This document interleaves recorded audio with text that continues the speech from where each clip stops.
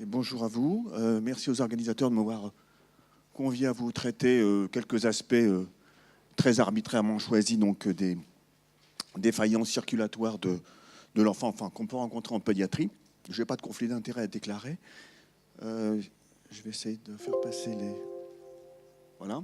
Donc j'ai séparé le topo en 4 parties très inégales et très arbitraires, quelques particularités physiopathologiques. J'embrayerai sur les problèmes de réserve de précharge et l'élément qui en découle directement, c'est-à-dire l'usage et le bon usage des indices prédictifs de réponse positive au remplissage vasculaire. Je traiterai un petit peu plus de choc septique, quelques mots de choc cardiogénique, et puis on conclura sur l'intérêt de l'échographie transthoracique. Vous voyez que c'est un choix très arbitraire dans l'évaluation hémodynamique. Pour rappeler d'abord qu'il n'y a pas de particularité pédiatrique à la distribution du volume sanguin circulant au sein des différents compartiments du système circulatoire, en particulier en ce qui concerne le secteur veineux contraint qui participe directement au retour veineux au cœur droit ou non contraint recrutable qui peut éventuellement évoluer au fil des situations pathologiques et de nos thérapeutiques, en particulier vasopresseurs. Par contre, je vous rappelle, c'est en marge du sujet que les variations de contenu hydrique au niveau corporel sont considérables entre la période postnatale et l'adolescence, si je puis dire, puisque le nouveau-né, il est constitué à peu près de 80% d'eau, essentiellement extracellulaire, alors que l'adolescent ou nous-mêmes sommes constitués d'un peu plus de 50% d'eau. Le point important, à vrai dire, qu'il faut garder dans la gestion de la balance hydrique de nos patients, en particulier quand les pertes non prévisibles sont importantes, c'est que le turnover hydrique quotidien est 4 à 5 fois supérieur chez le nouveau-né, le petit nourrisson, par rapport au grand enfant. Pour dire les choses de façon très pragmatique, l'hypotension, c'est un élément clé, bien sûr, du diagnostic des défaillances circulatoires. Chez l'enfant et le nouveau-né, il y a finalement une littérature qui est assez pauvre pour le diagnostic et pour la définition de l'hypotension, et en particulier pour les cibles thérapeutiques et de pression artérielle qu'il faut viser en cas de défaillance circulatoire. La littérature, contrairement à l'adulte, elle est extrêmement pauvre.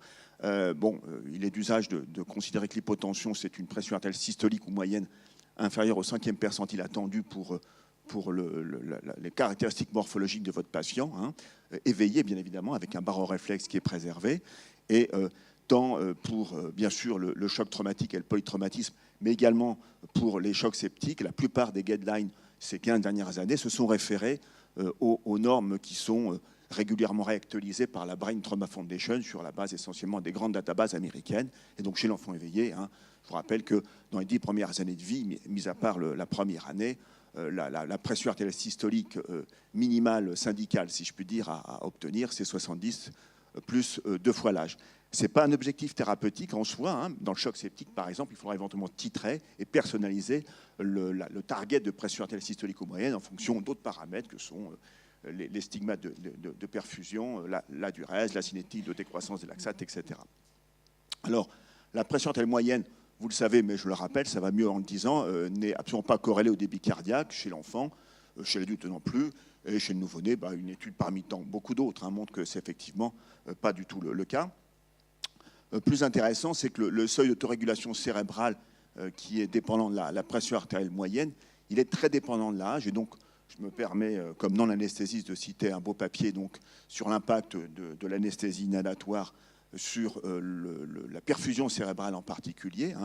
Et vous voyez que dans ce papier de Rondali paru dans Pediatric Anesthesia, si les effets hémodynamiques de l'induction inhalatoire sur la chute de pression artérielle avant ou après 6 mois sont comparables, à savoir une baisse significative du niveau de pression artérielle après l'induction anesthésique, par contre, le retentissement sur l'hémodynamique cérébrale est très différent. Et vous voyez que c'est surtout dans le sous-groupe des nourrissons de moins de 6 mois qu'on observe une chute significative de la vélocité cérébrale moyenne, qui est assez bien corrélée au débit sanguin cérébral brut, alors que ce qui n'est pas observé chez l'enfant plus âgé.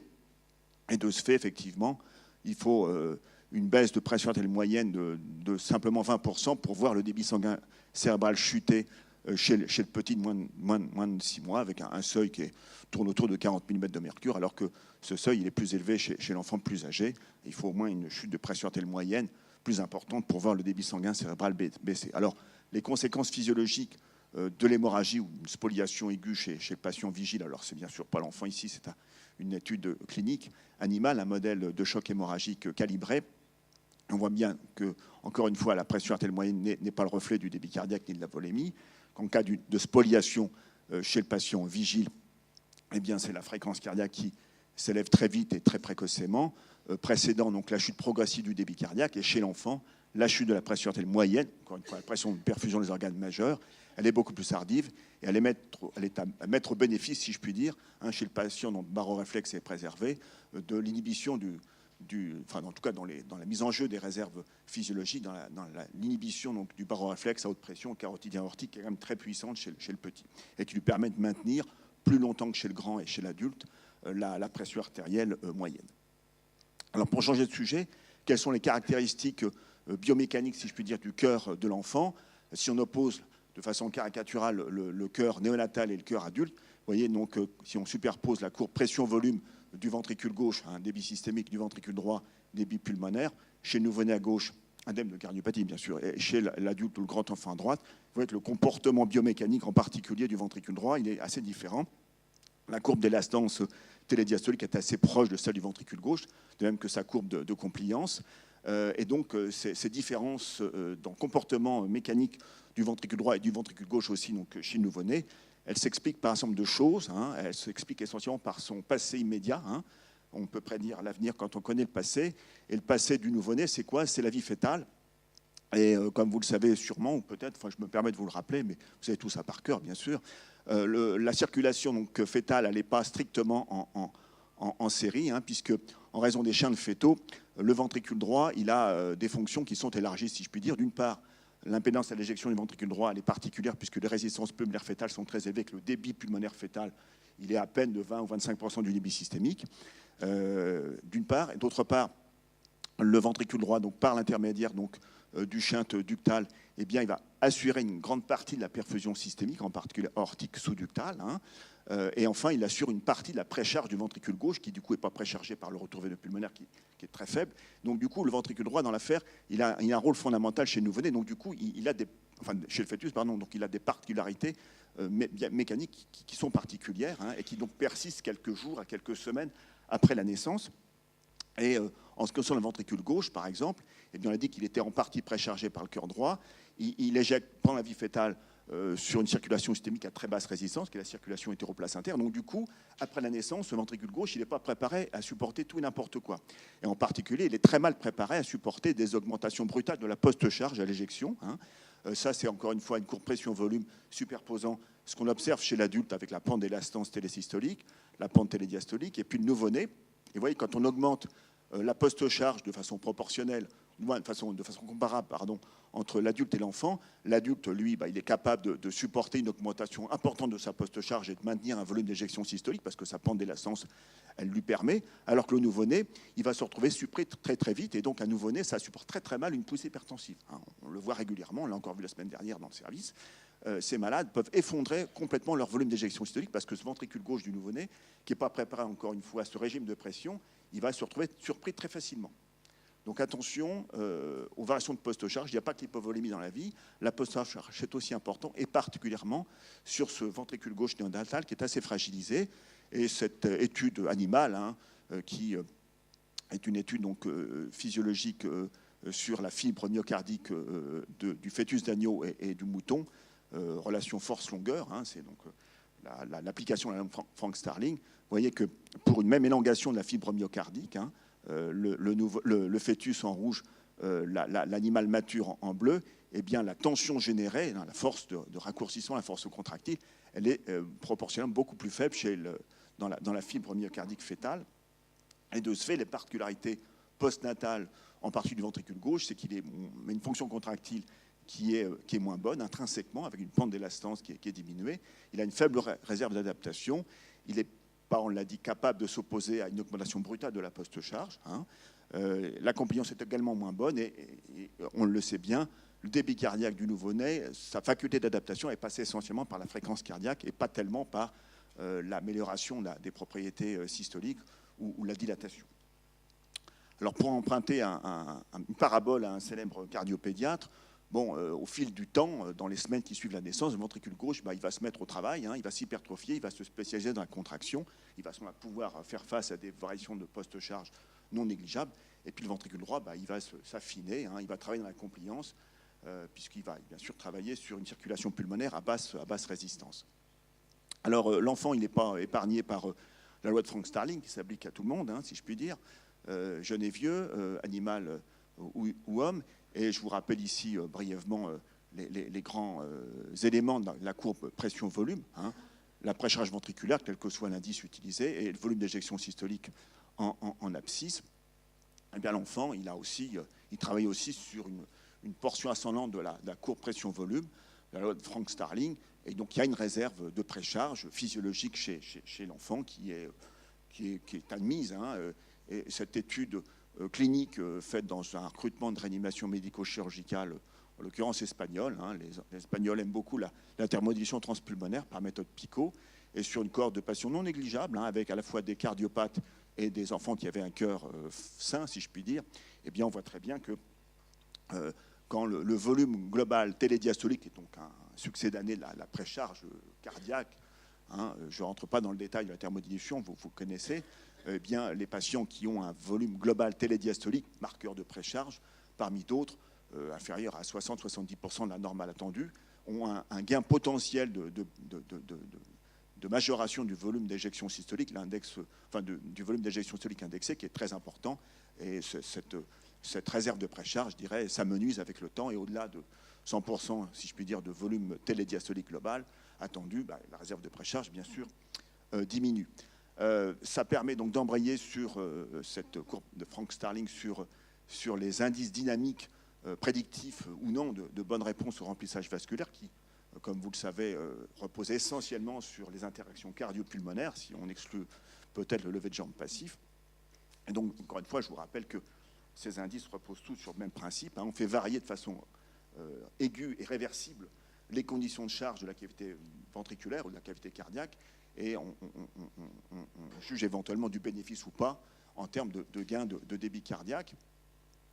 La variabilité respiratoire, la pression artérielle, impulsée ou systolique, ou la variabilité du flux aortique font partie donc des indices emblématiques de réserve de précharge chez l'adulte. Il y en a d'autres, hein, je ne vais pas les détailler. Ils existent chez l'enfant. Et pour commencer, il faut dire tout de suite que malheureusement, hein, parce qu'effectivement on aurait préféré le contraire, la variabilité respiratoire de la pression artérielle, systolique ou pulsée chez l'enfant, en particulier chez les enfants de moins de 3 à 5 ans, ne sont pas des indices prédictifs fiables de réponse au remplissage vasculaire, malheureusement. Il y a pas mal d'études cliniques qui l'ont montré sur des effectifs variables. Hein.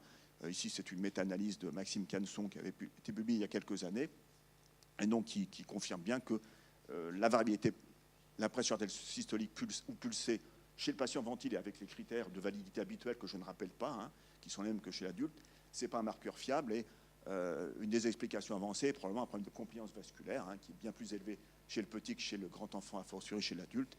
Et c'est probablement l'explication à ce manque de performance diagnostique prédictive de la variabilité de la pression artérielle pulsée. Ce n'est pas le cas pour d'autres indices, fort heureusement. Et ici, là aussi, toujours tiré d'une méta-analyse de Canson, les indices qui sont, eux, validés, même si le niveau de preuve est quand même moins important que chez l'adulte, c'est principalement la variabilité respiratoire chez malade intubé ventilé du pic de vélocité aortique, hein, quels que soient les modes de mesure, à un moindre degré de l'intégrale temps-vitesse ou du volume d'éjection systolique. Et puis, il y a peu de papiers sur la variabilité respiratoire du diamètre de la veine cave, a fortiori de la méthode de lever de jambe passive. Une autre méta-analyse, donc plus récente, de Desgranges, de Lyon, sur le pic de vélocité aortique, enregistré quelle que soit la méthodologie, hein, par voie transthoracique apicale ou sous-xiphoïdienne, par voie suprasternale, éventuellement Doppler œsophagien, voire en ETO, hein, si vous voulez. Eh bien, on voit que, quelle que soit la méthodologie utilisée, eh bien, avec des seuils décisionnels qui tournent entre 10 et 15%, la performance diagnostique de cette variabilité donc, du pic de vélocité aortique est quand même bonne, puisque l'AUC moyenne, hein, sur la méta-analyse est de 0,94%, ce qui est quand même très raisonnable. Il n'y en a pas beaucoup qui sont capables de faire ça. Je rappelle quand même la façon pratique de mesurer cette variabilité respiratoire du pic de vélocité aortique. Ici, j'ai pris l'exemple de l'accès apical, c'est même peut-être sous-xiphoïdien, qu'importe. Il faut faire varier, bien sûr, la vitesse de défilement pour pouvoir identifier sur votre écran plusieurs cycles ventilatoires. Ici, il y en a 3. Hein. Il faut que le patient soit en rythme sinusal. Il ne faut pas qu'il y ait de défense ventriculaire droite, hein, y compris chez l'enfant ou de syndrome du compartiment abdominal. Il faut quand même un minimum d'asynchronie patient-ventilateur. Et ponctuellement, chez les malades choqués, ce n'est pas choquant de les curariser ponctuellement, quand ils sont sédatés, bien sûr, pour pouvoir avoir une interprétation fiable. Nous, c'est ce qu'on fait en routine. Quand il y a trop d'asynchronie, qu'on a besoin de répondre à la question, eh ben, tant pis, on les curarise un petit peu. Et il faut avoir une fenêtre acoustique, bien sûr, permanente pendant tout le cycle ventilatoire, parce qu'il peut y avoir des artefacts, bien évidemment, pariétaux, qui fait que vous perdez la fenêtre acoustique. Et donc, dans ce cas-là, à ce moment-là, vous pouvez mesurer le pic de vélocité aortique et en déduire la variabilité respiratoire. J'aime beaucoup cette étude animale du groupe de Michel Slama, qui finalement est une illustration très, très forte. L'intérêt, puisque sur ce modèle de lapin, hein, mon petit animal à sang chaud et à cœur rapide, vous le savez bien, qu'est-ce que je voulais dire? Oui, donc c'est un modèle de choc hémorragique calibré avec une spoliation progressive. Et on voit très bien que parallèlement à la chute du volume d'éjection systolique mesurée, hein, c'est de la méthode échographique, on voit très bien que la variabilité de la pression artérielle, du pic de vélocité aortique, hein, est proportionnelle à la spoliation et que cette variabilité donc, est corrigée complètement lors de la restitution donc, à l'animal du volume spolié. Donc c'est vraiment une étude intéressante, insuffisamment citée, je trouve. Concernant le volume d'éjection systolique, la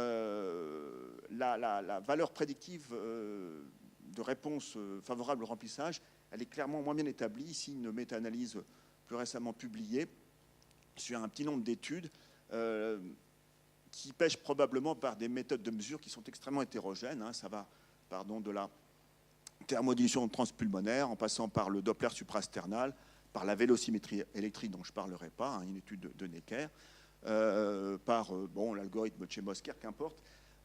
Globalement, les seuils décisionnels sont clairement plus dispersés et la performance diagnostique, même si elle est variable d'une étude à l'autre, elle est quand même moins bonne. C'est moins fiable que le pic de vélocité aortique. Je pense que probablement toutes ces études manquent de puissance, il y a une hétérogénéité des méthodes de mesure, il y a des problèmes méthodologiques indiscutables. Pour terminer avec les indices prédictifs dynamiques de prédiction de la réponse au remplissage vasculaire, il faut quand même citer l'index de variabilité, l'index de plétismographie, pardon. Hein. Bon, il y a pas mal d'études, en particulier chez l'enfant ventilé, en péropératoire en particulier, qui montrent que, en reprenant là aussi une méta-analyse du groupe de Lyon, globalement, même s'il y a une hétérogénéité dans les études, la performance diagnostique chez le patient ventilé, hein, elle est relativement satisfaisante, avec une AUC, vous voyez, qui est ici supérieure à 0,85. Donc, ce n'est pas inintéressant. Alors, pour embrayer sur le troisième parti, le choc septique de l'enfant, le purpura fulminant, ça a été longtemps l'archétype du choc septique en pédiatrie, du choc septique communautaire. Bon, on en voit quand même beaucoup moins, hein, merci la vaccination. Ça ne résume pas les chocs septiques communautaires, hein, il y en a bien d'autres, hein, l'heptopathie, la pathologie abdominale, hein, que vous rencontrez, vous, dans votre pratique quotidienne, péritonite, abcès. L'infection des parties molles, ici un exemple de fascite nécrosante à streptocoque A, hein, avec des conséquences qui sont parfois un peu catastrophiques. Hein. Ici un grand délabrement nécessité par une fascite nécrosante donc profonde, avec un état de choc non contrôlé. Bon, bref, les circonstances que vous pourrez rencontrer sont extrêmement, bien sûr, extrêmement nombreuses. Pour revenir à des notions un petit peu plus fondamentales, la défaillance myocardique et vasculaire du sepsis, elle est complexe, hein, on le sait, tout ça c'est compliqué, une littérature énorme, mais globalement les différentes composantes, en tout cas de la défaillance myocardique, sont accessibles à l'échographie, hein, on aime beaucoup l'échographie, méthode non invasive, cette défaillance systolique, diastolique qui touche les deux ventricules, elle est plus ou moins facile à appréhender par l'échographie en réanimation.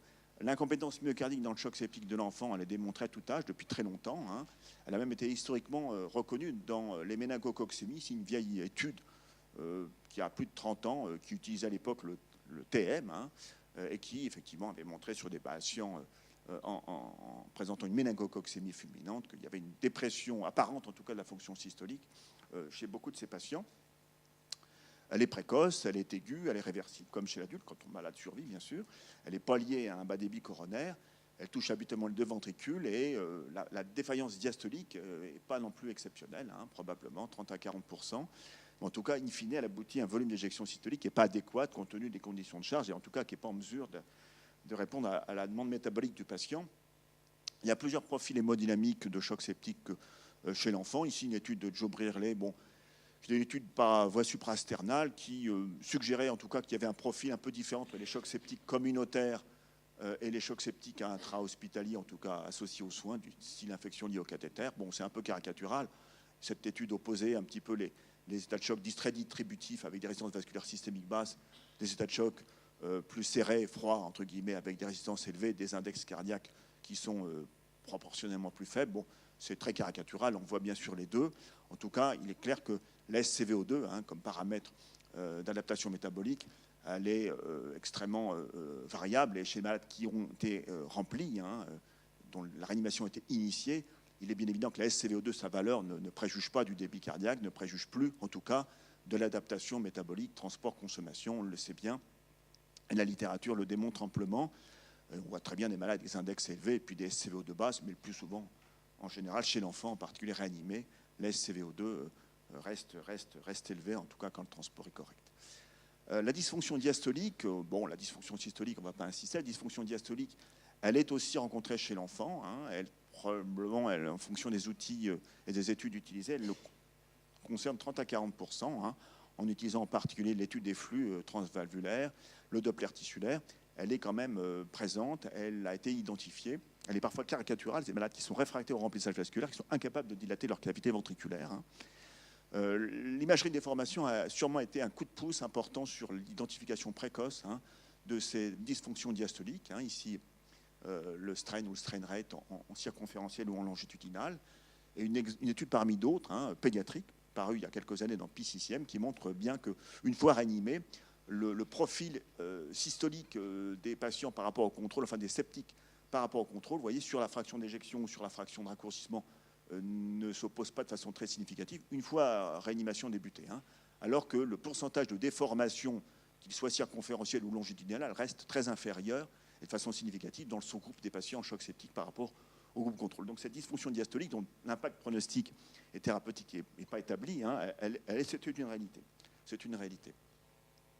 Ici, un exemple échographique sur un choc septique, avant remplissage, après remplissage. Vous voyez un malade tachycarde avec une fusion des ondes EEA, donc sur l'étude du flux mitral, le Doppler tissulaire correspondant sur la partie latérale de l'anneau mitral, la variabilité du flux aortique par voie transthoracique ou sous-xiphoïdienne, la variabilité, donc l'index de distensibilité de la veine cave inférieure sur un malade intubé ventilé, et puis après remplissage, qu'est-ce qui se passe? La tachycardie donc s'amende un petit peu, le profil mitral s'inverse. Au passage, l'onde E du Doppler tissulaire augmente, qui bat un petit peu en brèche le concept que le Doppler tissulaire serait indépendant des conditions de charge, c'est faux. La variabilité respiratoire du flux et de la veine cave s'estompe. Alors, est-ce que l'échographie dans la gestion hémodynamique des patients en choc septique, dans le cas d'une gestion protocolisée, est-ce que c'est intéressant chez l'enfant? Il y a très peu de données adultes. Hein. Il y a une grosse étude de Philippe Vignon qui est parue l'année dernière dans le CHES, qui est très intéressante, que vous connaissez peut-être, comparant donc thermodynamisation transpulmonaire et ETO. Il n'y a qu'une étude pédiatrique qui a focalisé donc l'intérêt dans la gestion hémodynamique protocolisée, hein, et randomisée avec des objectifs préétablis sur des paramètres éco-guidés avec une réponse thérapeutique préétablie. Une étude donc qui effectivement suggère sur des chocs septiques avec 90 malades que la vitesse de réversion du choc est significativement plus réduite quand on utilise l'échographie transthoracique avec des objectifs préétablis. Encore une fois, ils avaient utilisé dans l'étude la FEVG comme paramètre de fonction systolique apparent et la variabilité de veine cave inférieure. C'est plus rapide, ça n'impacte pas le pronostic, mais l'étude n'était pas dimensionnée pour ça, et la durée de séjour en soins intensifs semble réduite. Donc, probablement intéressant. Après, je vais aller vite sur la gestion du choc septique. Les guidelines sont nombreux, ils évoluent, sont réactualisés au fil du temps. Malheureusement, les guidelines pédiatriques, que ce soit dans le cadre de la Surviving Sepsis Campaign ou de la Société américaine de soins intensifs, pédiatriques sont supportés par des niveaux d'évidence qui sont quand même bien plus modestes. Il y a beaucoup d'opinions d'experts, ils sont discutables. Le dernier publié, d'ailleurs, après plusieurs années de palabres, montre bien qu'il n'y avait pas d'accord au niveau des sociétés savantes concernées. Il est très complexe, il continue donc à reposer sur une dichotomie artificielle entre choc froid et choc chaud. Il est assez peu opérant et il est globalement considéré comme obsolète, en tout cas par les Européens.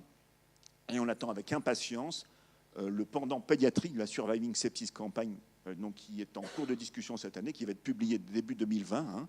La Surviving Adulte a été publiée en 2016, vous le savez. Hein, elle a rebattu en brèche les critères diagnostiques et la gestion thérapeutique. Et je pense vraisemblablement que la SSCM, enfin la SSC pédiatrique, endorsée également par la Société européenne de soins intensifs, va être très proche, en tout cas, des recommandations adultes. En tout cas, on l'espère. Je vais passer vite sur les aspects thérapeutiques. Bon, globalement, il n'y a pas de scoop. La vraie question, à vrai dire, c'est dans la prise en charge hémodynamique, c'est où s'arrêter dans le remplissage vasculaire. Hein. C'est terminé ces remplissages massifs. On sait que la surcharge hydrosodée impacte négativement le pronostic et donc il faut probablement être comment dirais-je, économe sur le volume de remplissage et probablement au-delà de 40 cc kg, il faut vraiment réévaluer la nécessité de poursuivre ou pas le remplissage. La norépinéphrine étant la drogue à recommander, tôt éventuellement, dès que les objectifs de pression ne sont pas atteints, éventuellement d'emblée en l'absence de pression artérielle prenable. La dernière question qu'on peut éventuellement aborder, c'est la place de l'ECMO dans les chocs septiques réfractaires. Il y a plusieurs papiers, en particulier à l'initiative des Australiens, qui suggéraient l'intérêt donc de cette technique dans les chocs septiques réfractaires, avec des résultats en termes de survie qui étaient tout à fait honorables, que ce soit en périphérie ou par voie centrale, par cannulation thoracique, pour pouvoir augmenter les débits. Le vrai problème est de savoir identifier tôt un choc septique réfractaire au traitement conventionnel, et ça, c'est pas évident, il n'y a pas de données claires. Il y a une étude rétrospective qui s'est intéressée à un score de choc septique réfractaire, simple, en tout cas reposant sur l'index de vasopresseurs, donc la quantité de vasopresseurs utilisés schématiquement, sur le taux de lactate et sur une dysfonction systolique échographique. Cet index prédictif d'évolution défavorable, bon, il n'a pas pour l'instant été validé de façon prospective. Voilà. Choc cardiogénique, deux mots pour dire que la liste des chocs cardiogéniques, enfin les causes, est très longue chez l'enfant, hein, de la défaillance de la fonction pompe myocardique, cardiomyopathie dilatée, les cardiopathies rythmiques, les causes toxiques, ischémiques, post-CEC finalement, qui sont légion en post-chirurgie cardiaque. La liste est longue. Les chocs obstructifs ne sont pas non plus exceptionnels. Le vrai problème, à vrai dire, dans le choc cardiogénique de l'enfance, c'est d'identifier tôt le choc cardiogénique. Et la caricature, c'est la myocardite de l'enfant. Globalement, il y a une errance diagnostique, un retard diagnostique qui est malheureusement fréquent. Hein. Et pour ne parler que de l'anesthésie pédiatrique, puisque c'est ce qui nous concerne ici, le scénario, je dirais, traditionnel, hein, en particulier chez le nourrisson, c'est la laparotomie exploratrice pour suspicion de syndrome appenniculaire qui tombe sur, finalement, et qui va révéler une cardiomyopathie aiguë ou myocardique, parce que beaucoup de ces nourrissons, malheureusement, présentent des signes trompeurs, en particulier le signe de bas débit cardiaque chez le nourrisson. Ce n'est pas que la défaillance circulatoire, c'est souvent des douleurs abdominales, hein, c'est une pâleur, et qui peuvent bien sûr faire erreur diagnostique. Et on a régulièrement des malades qui sont transférés en réanimation pour état de choc cardiogénique identifiés ou déclenchés en péropératoire sur induction anesthésique. Les signes de congestion cardiaque, chez le nourrisson, ça se résume essentiellement à une détresse respiratoire peu spécifique. Ils ont rarement un tableau clinique typique d'œdème pulmonaire hydrostatique. Et donc le vrai problème, in fine, c'est au-delà de la prise en charge symptomatique du choc cardiogénique, qui a fait l'objet de recommandations d'experts il y a moins de 2 ans, qui, sans entrer dans le détail, positionne comme inotrope de première ligne la dobutamine, hein, comme chez l'adulte, et comme vasopresseur de première ligne en cas d'hypotension artérielle persistante, la norépinéphrine. Hein, donc il n'y a pas de différence fondamentale par rapport à l'adulte. Le vrai problème dans le choc cardiogénique, c'est bien sûr de positionner l'ECMO quand les choses évoluent défavorablement, mais on n'en parlera pas, ce n'est pas le sujet du jour. Et je finirai donc avec cette plaque-là pour proposer un algorithme qui repose sur l'usage de la échographie transthoracique, hein, c'est très arbitraire, en cas de défaillance circulatoire d'étiologie non évidente, on peut proposer une échographie de débrouillage. Soit vous avez des signes hypovolémiques évidents sur des indices statiques, comme une surface télésystolique du ventricule gauche, par exemple, virtuelle, en comparaison à le petit axe. Les piliers donc se touchent. Et à ce moment-là, bien sûr, le malade appelle un remplissage et une réévaluation. En l'absence de paramètres caricaturales d'hypovolémie, à ce moment-là, il faut évaluer la fonction systolique apparente. Elle est normale. On va se porter sur les indices prédictifs, essentiellement la variabilité respiratoire du flux aortique, éventuellement de la veine cave inférieure, ou l'index de plétismographie, et remplir le malade quand la prédiction de réponse au remplissage est favorable. Et dans le cas contraire, on va porter le choix sur les vasopresseurs, les inotropes, et révéler tout ça. Voilà. Je vous remercie. Est-ce que vous avez des questions ?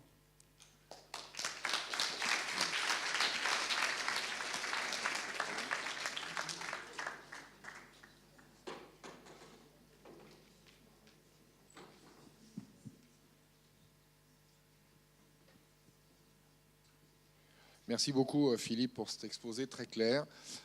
On sait aujourd'hui que l'excès de remplissage chez l'enfant comme chez l'adulte, c'est délétère, ça prolonge les durées de ventilation.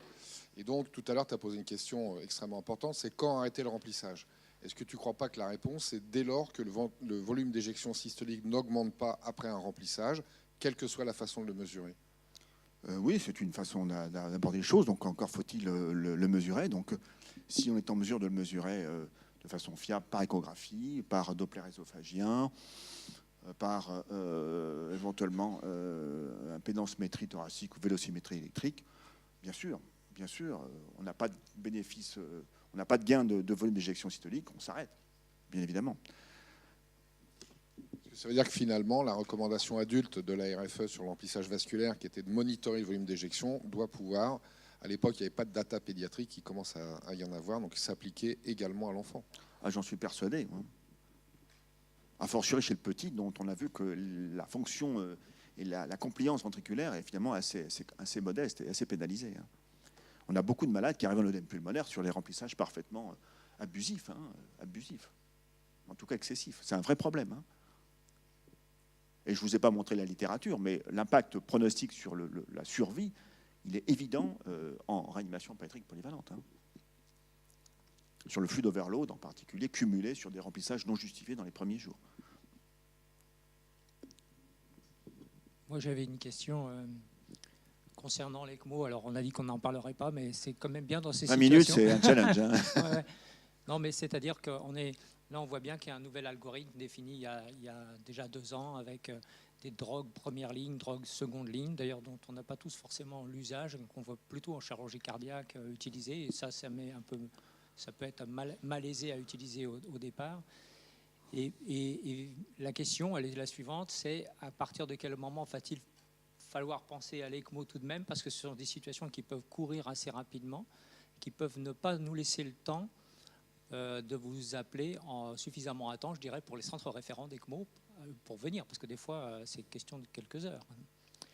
Oui, la question, c'est est-ce qu'il faut se mettre en contact très rapidement après avoir mis en condition un enfant et lui proposer, par exemple, une deuxième ligne de traitement qui ne fait pas sa preuve, parce que les choses peuvent aller très, très vite. Enfin, je pense particulier à cette situation que vous avez évoquée tout de suite là sur la grippe, parce que nous on a vécu la même chose, grippe, douleur intestinale, traînante, 4 jours, 5 jours. Grippe ou tout autre virus. Tout autre virus, mais là c'était la grippe. Et quand on s'aperçoit que c'est bien le myocarde qui est responsable de tout ça, il est déjà quasi trop tard. On n'a pas le temps de... Ça peut arriver dans n'importe quel centre. Donc la question c'est... on voit bien d'ailleurs dans les algorithmes qu'il y a au départ, on a les 60 minutes, puis après on a une espèce de flou temporel parce qu'effectivement on ne sait pas répondre à cette question-là. Et la question que je vais vous poser, c'est à partir de quand est-ce qu'on check ensemble avec les centres référents d'ECMO, au début, pas au début, vous voyez? Alors pour le choc septique réfractaire, c'est différent. C'est différent. Moi, je pense que dès qu'on n'est pas en mesure de réverser la cinétique de décroissance des lactates, dès lors que la pression artérielle n'est plus maintenue malgré des doses rapidement croissantes de vasopresseurs. Alors, norépinéphrine, si on veut, on peut ajouter la vasopressine, hein, ça fait partie encore des guidelines. On peut discuter effectivement l'ECMO si par ailleurs le contexte général le permet. C'est quand même des situations, je pense, pour le choc septique réfractaire qui sont rares. Alors, je ne vais pas rentrer dans le détail, mais en réalité, les doses de vasopresseurs utilisées dans les études, par exemple, de McLaren sont quand même tout à fait modestes. Pourquoi ? Parce que c'est des gens qui ont une culture de la chirurgie cardiaque. Or, le choc cardiogénique et le choc cardiogénique post-CEC, ça n'a rien à voir avec le choc septique. Ça ne sert à rien d'escalader les vasopresseurs en post-CEC. On sait très bien qu'un myocarde qui est en plein stynie, qui sort d'une CEC, de toute façon, il ne répondra pas à 10 mg/h d'adrénaline ou de noradrénaline. Ça ne sert à rien de monter. Donc, il faut très vite aller à l'assistance. Dans le choc septique, c'est différent. Ces malades qui peuvent éventuellement relever de 5, 10, 15 mg/h de noradrénaline. Ce n'est pas un souci. Donc, il ne faut pas probablement... Il n'y a pas de barrière psychologique aux doses de vasopresseurs. Enfin, en tout cas, il n'y a pas les mêmes barrières que dans le choc cardiogénique. Donc, quand on restaurait une pression, quand on est incapable de restaurer une pression artérielle, effectivement, un choc septique, malgré des doses très élevées de norépinéphrine, ok, mais finalement, c'est des cas de figure, je trouve, assez rares dans le choc septique. On peut être embêté par dysfonction systolique apparente. Je dis apparente, c'est-à-dire qui persiste malgré la correction de la précharge, bien sûr. Là, c'est des situations rares, qui sont habituellement réversibles quand même, et avec des ventricules qui peuvent être vraiment sidérés, qui posent vraiment des problèmes, surtout des malades qui s'arrêtent. Là, oui, là, on peut ponctuellement discuter une ECMO de sauvetage. Mais je trouve que c'est des scénarios relativement rares. C'est pas le cas dans le choc cardiogénique. Alors, clairement, la post-CEC, c'est une situation particulière, parce qu'on est en contexte chirurgical, et les équipes ont une grande habitude de ces assistances post-CEC, donc finalement, ça pose moins de problèmes. Quand le syndrome de bas débit post-CEC apparaît, on sait très bien qu'une fois qu'on a rouvert le sternum, il n'y a pas tellement d'alternatives, hein, sauf quand il y a une lésion résiduelle à l'assistance ou à la remise en ECMO. Mais pour le choc cardiogénique médical, je dirais, la myocardite, on peut, à mon avis, assez vite fixer. C'est-à-dire que si le malade ne restaure pas rapidement une pression artérielle, ne voit pas sa cinétique de lactate décroître et sa diurèse reprendre, a fortiori avec un ventricule gauche qui reste arrêté sur les données échographiques, hein, qui tourne sur lui-même, qui ne s'épaissit pas et qui ne fait pas le job, avec du bas débit spontané, du contraste spontané, du bas débit aortique qui persiste, des lactates qui continuent à monter, une diurèse qui ne reprend pas et un ventricule gauche arrêté. Je pense que là, effectivement, il est largement temps. Ce n'est pas la peine de monter l'adrénaline, ni la dobutamine. De toute façon, il ne répondra pas. Et donc là, il est temps effectivement de discuter tout de suite l'assistance. Quand le malade s'arrête sur un choc cardiogénique, c'est d'emblée une indication d'assistance, même s'il est reparti. En général, il ne repart pas, mais bon. Voilà. Je crois que le scénario est vraiment différent entre le post-CEC, le choc septique et le choc cardiogénique médical.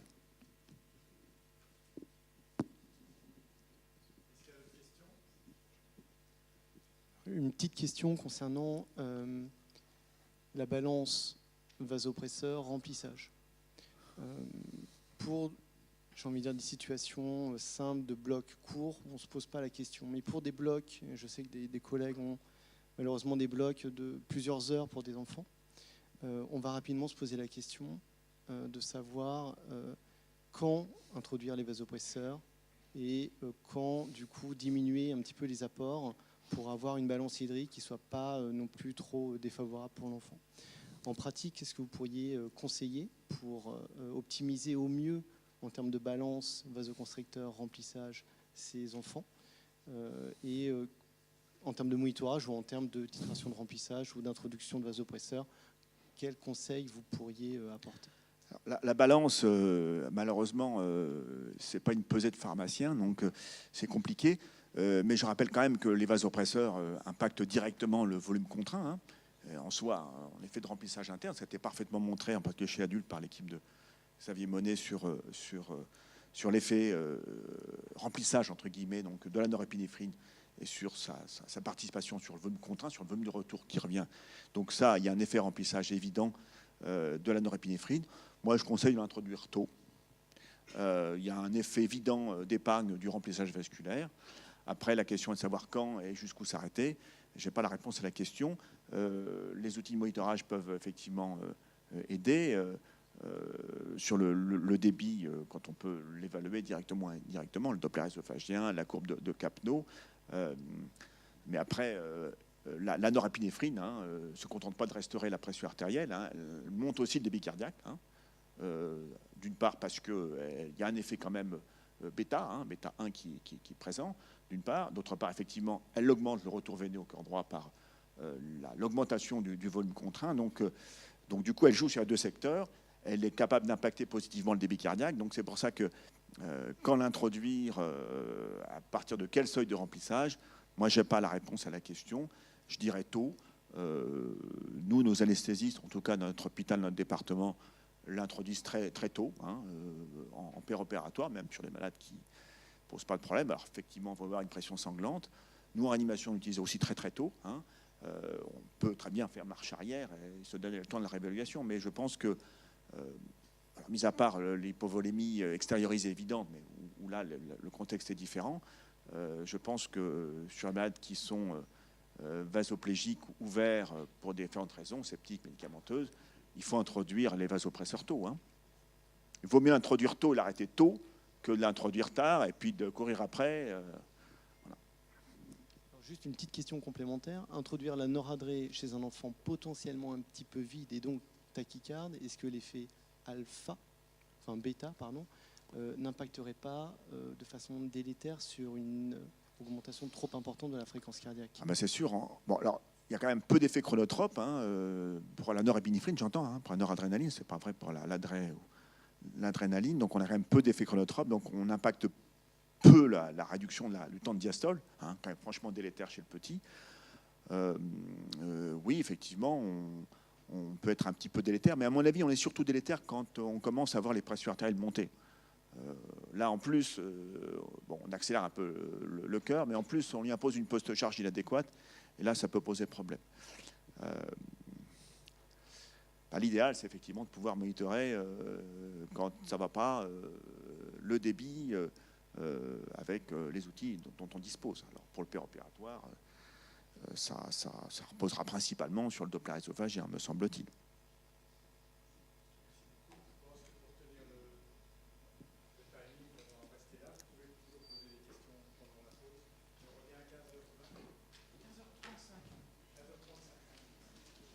Ah bon ?